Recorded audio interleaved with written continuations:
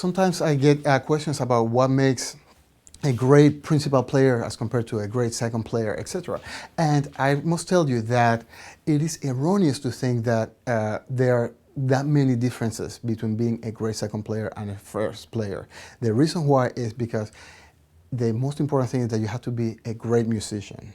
Okay, so the first part or the second part, sometimes it sort of strokes our ego and we feel sort of good about, well, I'm the big kahuna, so, you know, my part is more important. But in many ways, we have to think about music as a body, okay? Like, for example, I find that having a second player that is awesome, like I have had the luck of having with Mr. Quartz in the Philadelphia Orchestra or with Jessica Phillips in the Met, is that it is a job that sometimes, unfortunately, if it is really well done, it doesn't get that much praise. It's sort of like your liver. It's not the sexiest part. You know, you see supermodels or super athletes and you see those muscles and the biceps and the beautiful hair, but try to get those people to be that beautiful without a liver.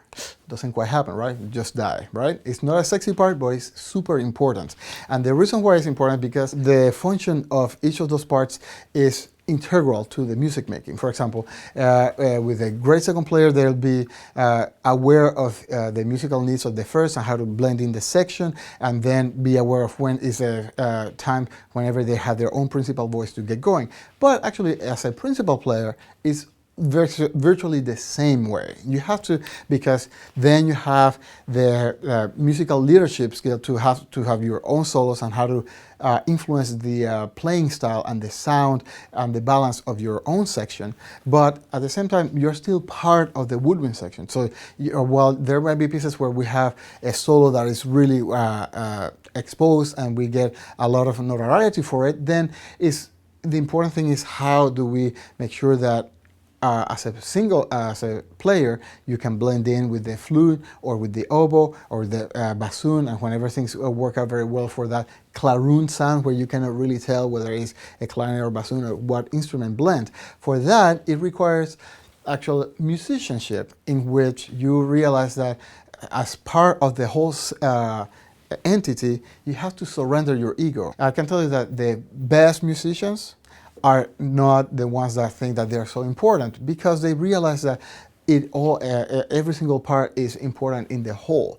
In the opera, you can be a solo clarinet or solo cello, and we have juicy solos and this and that, but we know that there's the singers, and even when we have obligatos, we're trying to portray something that is in the character of the music or in the musical line. The same as in a Brahms symphony. We have our own little solos here and there, but we have to make sure that as a section, it blends in, and we can blend with the violins or actually play ourselves and know when we have a few notes here and then back off. So you have to be thinking in a musical integrity style instead of, hey, I'm the big kahuna, check out my shiny clarinet and I'm awesome and that's the end of it. That, unfortunately, in the past, that tended to be more of a playing style that used to happen. And while we admire some of those players of the past, I'm not saying any names or anything, then the actual